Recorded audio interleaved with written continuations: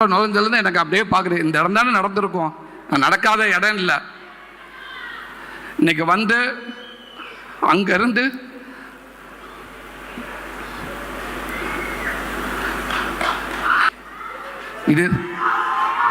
இதுதான் எனக்கு நான் பட்ட கஷ்டத்துக்கு என்னை கொண்டு வந்து இந்த இடத்துல வச்சிருக்குண்டா. இதை விட எனக்கு மரியாதை எங்கேயுமே கிடைக்காதுங்க.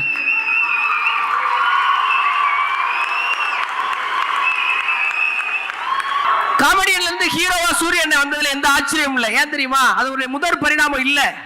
இதே திருப்பூர்ல நூற்பாலை ஊழியனாக இருந்து, சினிமால பெயிண்டரா இருந்து, போஸ்ட் ஓட்டுற பையனா இருந்து, லைட் மேனா இருந்து, ஜூனியர் ஆர்டிஸ்டா இருந்து, ஒரு காமெடியனா இருந்து, இன்னைக்கு கதாநாயகனா இருந்து, மாமன் திரைப்படத்தின் கதை ஆசிரியராக உயர்ந்திருக்கிற அண்ணன் சூரிய அவர்கள் உழைத்தால் யாரும் உயரலாம் என்பதற்கான பெரிய எடுத்துக்காட்டு. நாங்க திருச்சி பக்கத்துல அந்த கல்லணைக்கு தாண்டி ஒரு கிராமத்துல படப்பிடிப்பு ஒரு 4-5 நாள் போனேன். ஒரே சந்து வழியா தான் ஸ்பாட்ல இருந்து கேரவனுக்கு வருவோம். வரும்போதெல்லாம் டெய்லி 4 பாட்டி மீண்டும் மீண்டும் போட்டோ எடுத்துக்குருவாங்க. மீண்டும் மீண்டும் 4 பாட்டி. இப்ப நான் கேட்டேன், அண்ணே மறுபடியும் போட்டோ எடுக்கிறாங்களே, உங்களுக்கு போர் அடிக்கலானே அப்படின்னு கேட்டேன். அப்ப சூரியன் சொன்ன வார்த்தை, தம்பி அவங்க அங்க இருந்து வந்தாதான் தம்பி நம்ம ஆர்டிஸ்ட்னு ஒரு வார்த்தை சொன்னார். அவங்க வந்தாதான் தம்பி நம்ம ஆர்டிஸ்ட் சொல்லுகிற அந்த வார்த்தை என்னால் ரசிகன் இல்லை, ரசிகனால் தான் நான் இருக்கிறேன் என்று ரசிகனை ரசிக்கிற கலைஞன் அண்ணன் சூரிய அவர்களை 5500 இதயங்கள், இதுக்கு மேல பொறுக்க முடியாது. வாங்கினே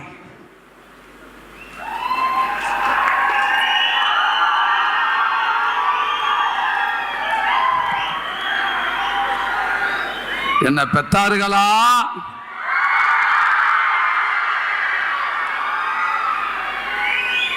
எல்லாரும் எப்படி இருக்கீங்க? ரொம்ப ரொம்ப நல்லா இருக்கீங்கன்னு தெரியுது. ரொம்ப மகிழ்ச்சி. இன்னைக்கு எங்கள் படத்தில் ஒரே ஒரு டைலாக் இருக்குது. அதுக்கு நான் அன்பு தம்பி பிரசாந்த் பாண்டவருக்கு இந்த நேரத்தில் ஒரு பெரிய நன்றி சொல்லிக்கிறேன். அதில் ஒரு நிறைய டைலாக்ஸ் இருக்குது. அதில் ரொம்ப பிடித்தமான டைலாக் நிறைய இருக்குது. அதில் எனக்கு இன்னும் ரொம்ப ரொம்ப பிடித்த டைலாக்கு, சாமிக்கு அடுத்து பொண்டாட்டி இல்லடா, பொண்டாட்டி தாண்டா சாமி.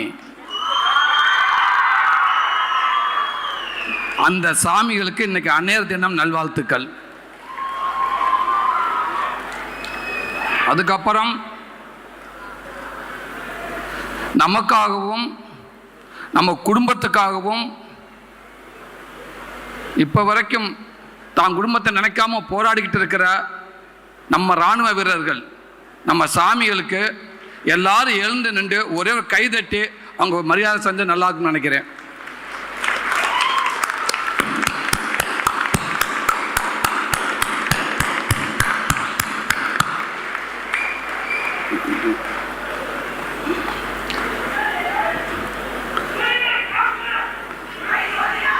லவ் யூ தம்பி. ரொம்ப மகிழ்ச்சியா இருக்கேன். அதாவது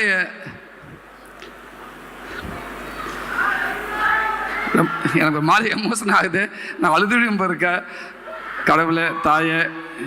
ஏன்னா 93 நினைக்கிறேன், 93 நாங்கள் திருப்பூருக்கு நான் வேலைக்கு வந்தேன். 8வது படிச்சுட்டு அதுக்கப்புறம் அந்த ஸ்கூல் நல்லா இருக்கணும், அந்த மக்கள் நல்லா இருக்கணும்னு நினச்சிக்கிட்டு அவங்களுக்கெல்லாம் ஒரு நல்ல விஷயம் பண்ணணும் அப்படின்றக்காக அப்படியே எல்லாத்தையும் அப்படியே விட்டுட்டு சொல்லாமல் கொள்ளாமல் நேராக திருப்பூருக்கு வந்துட்டேன். நானும் என் ஃப்ரெண்டு 2-3 செந்தமிழ், முத்தையா, திவாகர், ஒரு 4-5 பேர் வந்தோம். தமிழ்நாடு தேட்டருக்கு ஏற்ற மாதிரி அந்த பல்லட ரோடுன்னு நினைக்கிறேன், பல்லட ரோட்டில் தமிழ்நாட்டுக்கு ஏற்ற மாதிரி சிறிவோம் கியூரிங்னு ஒன்று இருக்குது. அங்கே தான் நான் வேலை செஞ்சேன். அப்போ ஒரு நாளைக்கு 20 ரூபா சம்பளம் எங்களுக்கு. 20 ரூபா 7 நாளுக்கு 140 ரூபா வரும். அதில் ஒரு 70 ரூபா செலவு பண்ணிவிட்டு ஒரு 70 ரூபா ஊருக்கு அனுப்புவேன். சில நேரங்களில் கொஞ்சம் கையை ஃப்ரீயாக விட்டுருவேன், நல்லா சாப்பிட்டு போடுவேன். அந்த பக்கத்தில் ஒரு பேக்கரி ஒன்று இருக்குது, அது சத்யா பேக்கரின்னு நினைக்கிறேன், ஒன்று இருக்குல்ல, ஆமாம் சத்யா பேக்கரி. வேலை செய்கிற காசை பூரா பிடிங்கி போடுவாங்க. அங்கே ஒரு தேங்காய் பண்ணு குடிப்பாங்க, பிச்சிட்டாங்க. அந்த தேங்காய் பண்ணு 3/4 சைஸில் இருக்கும், 1.25 ரூபா. அப்படியே காசை அப்படியே உள்ளேயே எண்ணிக்கிட்டே வருவேன். ஒரு தேங்காய் பண்ணு சாப்பிட்டோம்னா ஓகே, ஒரு டீ 1.25 இது 2 கிட்ட வருவேன். வந்தோடனே சரி வேண்டாம் எதுக்கு அப்படின்னு சொல்லி ஒரு டீயை மட்டும் குடிச்சிட்டு போயிடும். டீயை குடிச்சிருவேன். குடிச்சிட்டு அந்த படியில் இறங்க முடியாது. கூட வந்த முத்தி அடுத்து அமிக்கிட்டு இருப்பேன் வாயில். அவன் திண்டுக்கிட்டு இருப்பான். டே நீ சாப்பிட்டாடா? இல்லைடா எப்படி இப்போ சாப்பிடுவான், அப்புறம் 3 மணிக்கு சாப்பிடுவான், அப்புறம் நைட்டு வருவான், ஒரு 3-4 ரூபா போயிரும்டா, வேணாம்டா, அப்புறம் வீட்டுக்கு அனுப்ப இடிக்கும், வேணாம்டுவேன். சரி வாடான்னு போயிடுவேன். போக அந்த ஸ்மெல்லு விடாதுங்க. இவன் என்ன பண்ணுவேன், இவன் அங்கேயே திண்டு தொலைச்சிட்டா பரவாயில்ல, அதை திண்டுக்கிட்டே என் கூட வருவாங்க அப்படியே வரைக்கும். இப்போ எனக்கு நான் வேகமாக நடக்க ஆரம்பிச்சிருவேன். எனக்கு அந்த ஸ்மெல் இழுக்க நீ வாங்கடாட்டு விறுவிறுன்னு முன்னாடி போவேன். கம்பெனிக்கிட்ட கால் வைக்கிற போகிறப்ப கடைசியாக குடிச்சிட்டு ஏப்ப விடுவேன். அப்படியே திரும்புவேன். நீ அந்த வந்துடுறேன்டா திடுன்னு ஓடியாந்து அந்த டேபிளில் உட்காந்து 2 தேங்காய் பண்ணை வாங்கி விடுறா பார்த்துக்கலாம்டா. 2 தேங்காய் பண்ணை வாங்கி ஒரு ஃபுல் கட்டிட்டு தான் திருப்பி நான் உள்ளே போவேன். அந்த தேங்காய் பண்ணை வந்து அவ்வளோ டேஸ்ட்டாக இருக்கும். அவ்வளோ கஷ்டப்பட்டிருக்கோம். வேலைகள் இருந்தால் இன்றைக்கி நல்லா இருக்காங்க. எல்லாருமே கஷ்டப்படாமல் யாரும் வந்ததே இல்லை. அந்த சிறுவம்கிங்களை அவ்வளோ வேலை பார்த்துருக்கோம். அந்த முதலாளிகள் பேர் வந்து கோவிந்த் அண்ணன் ஒருத்தர் இருந்தாங்க, செல்வண்ணன், பாலு அண்ணன், மொத்தம் 3 பேர் தான் அந்த முதலாளி. நல்ல மனிதர்கள், நல்லா பார்த்துக்குருவாங்க. எனக்கு எந்த குறையும் வைக்க மாட்டாங்க. அப்படி பார்த்துக்கிட்டாங்க. அப்போ ஒரு கஷ்டப்படுற காலகட்டத்தில் என் லைஃப்பு ஃபஸ்ட்டு நான் வேலை ஆரம்பித்தது திருப்பூர் தான். இன்றைக்கி என் வாழ்க்கையை நான் ஆரம்பித்தது படிக்காட்டாலும் பரவாயில்ல அப்படின்னு ஃபஸ்ட்டு எனக்கு ஒரு வாழ்க்கையை கற்றுக் கொடுத்தது, இப்படி தாண்ட வாழ்க்கை இருக்கும் அப்படி கற்றுக் கொடுத்தது திருப்பூர். இந்த மண்ணு தான் எனக்கு ஒரு போதிய மரமாக நான் நினைக்கிறேன். திருப்பூரில் வந்தால் ஒரு ஊரில் அப்படி தான். பாம்பே போனால் ஹிந்தி கற்றுக்கலாம்னு சொல்லுவாங்க, பெங்காலி போனால் அது ஒன்று கற்றுக்கலாம்னு சொல்லுவாங்க, கர்நாடகா போனால் அது கற்றுக்கலாம்னு சொல்லுவாங்க, கன்னட பாஷை, கேரளா போனால் ஒரு பாஷை கற்றுக்கலாம்னு சொல்லுவாங்க. எல்லா ஸ்டேட்டுக்கும் போனால் கற்றுக்கலாம். ஆனால் ஒரே ஸ்டேட்டில் எல்லா பாஷையும் கற்றுக்கிறதுன்னா திருப்பூர் மட்டும்தான். 10 நாள் இருந்தாங்கன்னா போதும், கொத்தனார்லேருந்து கோடிஸ் வரைக்கும் எல்லா லாங்குவேஜ் பேசுவேன். நான் எவ்வளோ பெரிய ஆள் கோடிஸ் வரை நீ கொத்தனார் இருந்துட்டு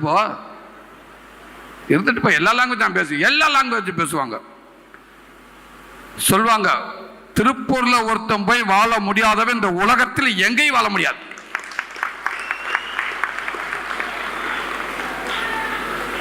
தொழிலாளியாக மட்டும் உயர்ந்த ஊர் அப்படின்னு திருப்பூர் மட்டும் சொல்லலாம். தன்னைத்தானே செதுக்கிட்ட எல்லாரும் வேலை செஞ்சு அதுக்கப்புறம் அவனுக்கு வேலை கொடுத்து, அதுக்கப்புறம் அவன் வேலை கொடுத்து, அவர் மேலே ஒரு ஸ்டேஜ் போய் அவர் ஓனர் ஆகி இப்படி ஒரு லேபர் இன்னைக்கு முதலாளி ஆகி இன்னைக்கு திருப்பூரில், ஏன் இந்தியாவில் இன்னைக்கு ஒரு பயங்கரமான ஏற்றுமதி போயிட்டு இருக்க ஒரு ஸ்டேட்டில் ஒரு மாவட்டம்னா கண்டிப்பாக திருப்பூர் மாவட்டம் தவிர்க்கவே முடியாது. உலகத்தில் எந்த நாட்டில் இருக்க கூட நம்ம துணியை போடுறோம். இங்கே நம்ம பங்காளி கோபால் தச்ச பணியனாக தான் இருக்கும், இல்லை நம்ம மாப்பிள்ளை சந்திரசேகர் தச்ச பணியனாக இருக்கும். அப்பேற்பட்ட இந்த திருப்பூரில் நான் வேலை செஞ்சு இன்றைக்கி நாங்கள் வந்து நான் போய் சென்னையில் போய் பல வேலைகள் கஷ்டப்பட்டு பல வேலைகள் பார்த்து அப்படி வந்து ஒரு கதை நான் வந்து இன்னைக்கு இந்த இடத்துல ஒரு ப்ரீ ரிலீஸ் நடக்குது பாருங்க.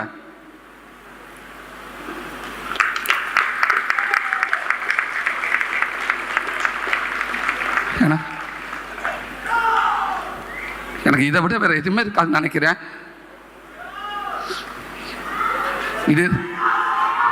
இதுதான் நான் பட்ட கஷ்டத்துக்கு என்னை கொண்டு வந்து இந்த இடத்துல வச்சிருக்குண்டா. இதை விட எனக்கு மரியாதை எங்கேயுமே கிடைக்காதுங்க.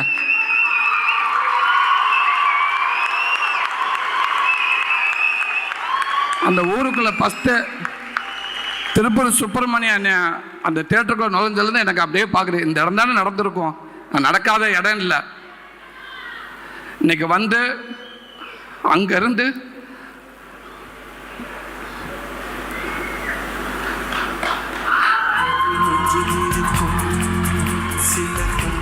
இல்லை அங்கேருந்து என்னை நடந்து வந்து நாங்கள் வர்றப்ப ஒரு சிவப்பு கம்பளை விரிச்சு என்னை கூட்டிகிட்டு வந்த மாதிரி இருந்துச்சு அத்தனை பேரும்.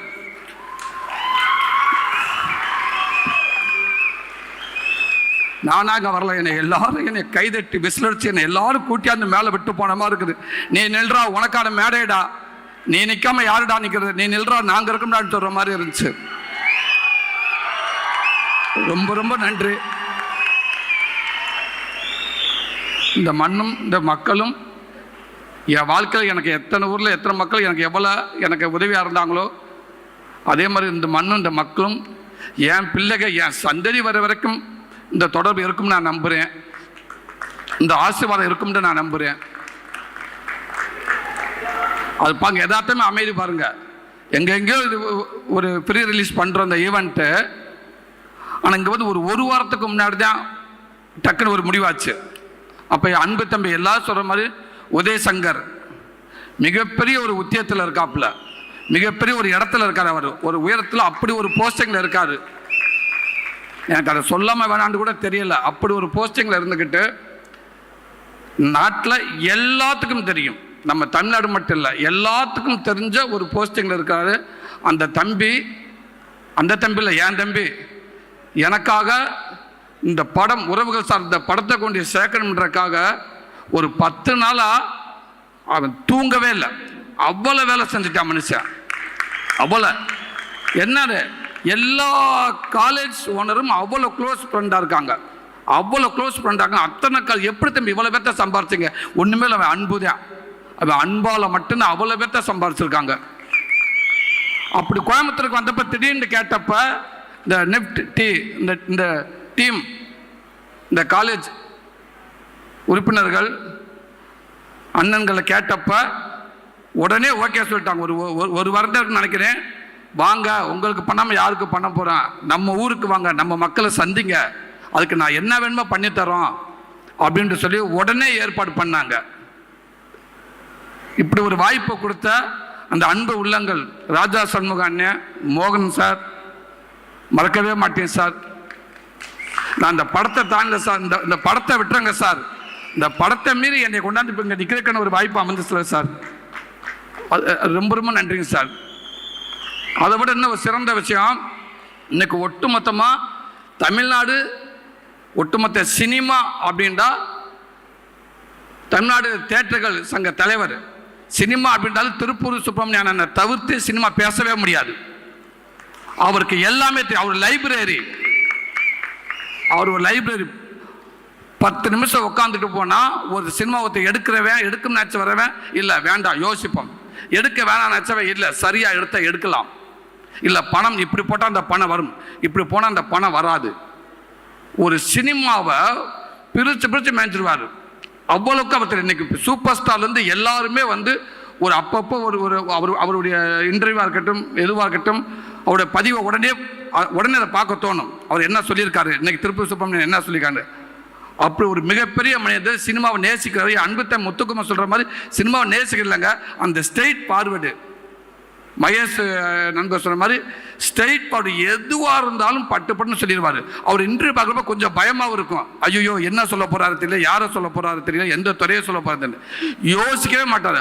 அப்புறம் ஒரு இன்டர்வியூ பார்த்தேன், எப்படி சார் அப்படி பேசுறீங்க அப்படின்னு இருக்கிறப்ப எங்கள் உண்மையை பேசுறதுக்கு எதுவுமே நான் யோசிக்க தேவையில்லைங்க, நான் உண்மையை பேசுகிறேன், எனக்கு என்னங்க வந்துருச்சு, இது தாங்க நிலவரம், இது யாருங்க ஏங்க புரிஞ்சுக்கிற மாட்டேன்றாங்க, எனக்கு நானாக இருந்தாலும் அதாங்க அப்படின்னு சொல்லுவார். அவர் அண்ணன் அதை தாண்டி வாக்கிங் அண்ட் வாங்கிங் கிளப்புன்ற ஆரம்பித்து அது மூலமாக நிறைய மாணவர்களுக்கு கல்விக்கு உதவி செய்கிறாங்க. அதான் எல்லாமே நான் கேள்விப்பட்டிருக்கேன். அவ்வளோ மாணவர் கல்விக்கு உதவி செய்கிறாங்க. இன்னும் கிராமத்தில் இருக்கிற பாப்பா கேர்ள்ஸ் பசங்க எல்லாத்துக்கும் ஒரு கபடி விழாவுக்கும் பெரிய வீரர்களை உருவாக்குறதுக்கு அவங்க அவ்வளோ மெனக்கெட்டுக்கிட்டு இருக்காங்க. நிறையா உதவிகள் பண்ணிக்கிட்டு இருக்காங்க. நான் எல்லாத்தையும் கேள்விப்பட்டேனே. இந்த நல்ல மனசுக்கு நீங்கள் எப்போவுமே நல்லா இருக்கணும்னே, இதை தொடர்ந்து நீங்கள் பண்ணிகிட்டே இருக்கணும்னே. அது அண்ணன் மட்டும் இல்லை, அண்ணனோட டீம் நிறையா பேர் சேர்ந்து இதை தொடர்ந்து பண்ணிகிட்டே இருக்காங்க. ரொம்ப ரொம்ப நன்றிண்ணே. நீங்கள் அண்ணங்க அடுத்து அவர் அண்ணன் ராஜ் சிதம்பரம் அண்ணன், அவரும் பாருங்க, அவரும் இந்த படத்தை வாங்கியிருக்காரு.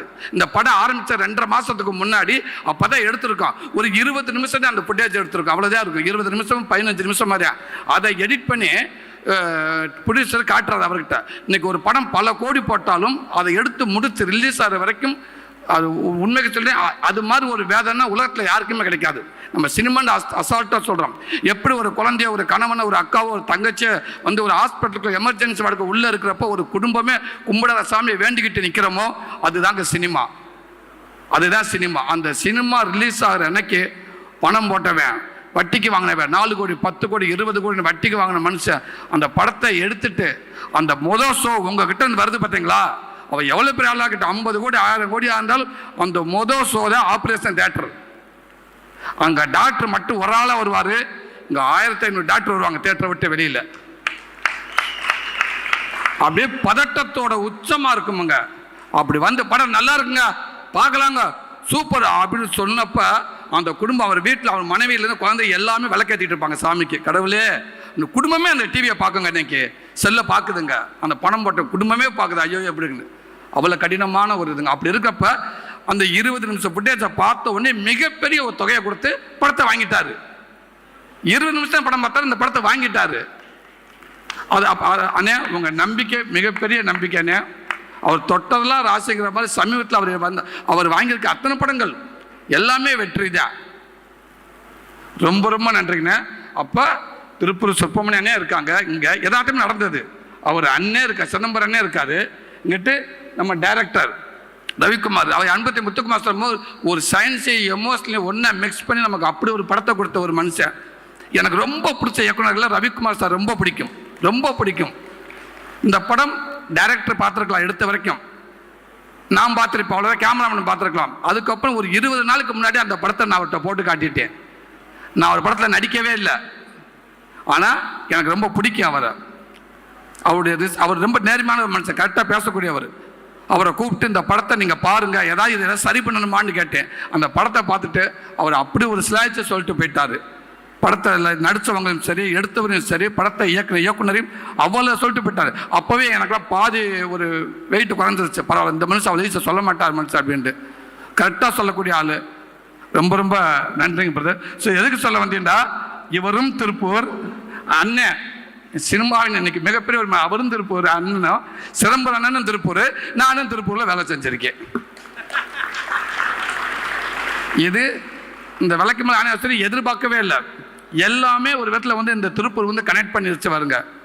அப்போ இந்த மண்ணை எல்லாத்தையும் இல்லை, என்னை நம்புங்கடா, முடிஞ்ச அளவுக்கு நம்புங்க, உழைப்பை போடுங்க, உன்னை வாழ வைக்கிறோம்டா அப்படின்னு சரியான ஒரு வார்த்தையாக இந்த மண்ணுக்கு பொருந்தும் நினைக்கிறேன். ரொம்ப ரொம்ப நன்றிங்க பிரதர், உங்களுக்கும் ரொம்ப நன்றி. ஐசுக்கு ரொம்ப நன்றி. இன்னைக்கு இருக்க ஹீரோயினிகள் வந்து பற்றி ஐசுன்னு சொன்னோன்னே இவ்வளோ பேர் கத்துறாங்க பார்த்தீங்களா. அதுக்கு முன்னாடி முத்து சொன்னாப்புல, அது என்னமோ தெரியலண்ணே, ஐசு எல்லாத்துக்கும் ஒரு பாட்டு போட்டாங்க, ஐஸ்வரப்ப மட்டும் 5 பாட்டு போட்டாங்க அப்படின்னு சொன்னாப்புல அன்பு தம்பி முத்துக்குமரன். நல்ல விஷயம் தான். ஆனால் தம்பி எல்லாரும் வரப்போ அங்கே கைதட்டினாங்க, தம்பி நல்ல விசில் எடுத்தாங்க அன்பு தம்பிங்க தங்கச்சிங்க. ஆனால் ஐசு வந்தப்ப ஒரே மனுஷன் அத்தனை பேருக்கு ஈக்குவலாக ஒருத்தர் விசில் அடிச்சான். அது யாராண்டா, நீ மட்டும்தான் அங்கிட்டு யாரா அங்கே அவ்வளோ சவுண்டுக்கு ஈக்குவலாக ஒருத்தங்கிட்ட விசில் வருது யாருன்னு பார்த்தோம்னா, நீ ஐஸுக்காக அவ்வளோ விசில் அடிச்ச. நானும் உன்னைய பார்த்தேன், நீ எனக்கு எவ்வளோ அடிச்சேன்னு தெரியலை. ஆனால் இது மிக்சி, இது என்னது மிக்சியா, ஏர் கூலரா, இவ்வளோ சைஸாக இருக்குது, இது கீழே விழுகிற அளவுக்கு நீ விசில் அடிச்ச தம்பி.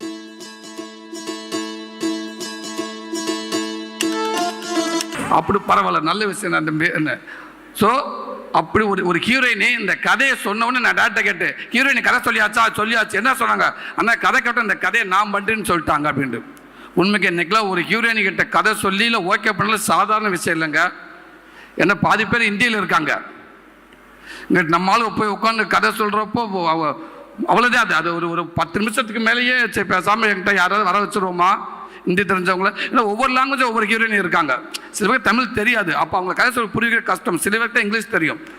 ஆனால் ஐசு கதை கேட்டோன்னு ஓகே பண்ணிட்டாங்க. காரணம் இந்த உறவு சார்ந்த அந்த ரோல் தாங்க. இப்படி ஒரு கேரக்டர், இப்போ நம்ம மண் சார்ந்த கேரக்டரை நம்ம போய் பண்ணணும் அப்படி முடிவெடுத்துறாங்க. இவ்வளோ சின்ன வயசில் இவ்வளோ அழகாக இருக்காங்க. அப்படி இருக்கிறப்ப இவங்க நீங்கள் படம் பார்த்தே அவங்க தெரியும் இந்த ரோல் எப்படி அவங்க ஒத்துக்கிட்டாங்கன்னு. உண்மைக்கு உங்களை தவிர இது யாராலும் இந்த இடத்துல இருந்ததுன்னா இப்போ சரியாக பண்ணியிருக்க முடியுமான்னு தெரியாது.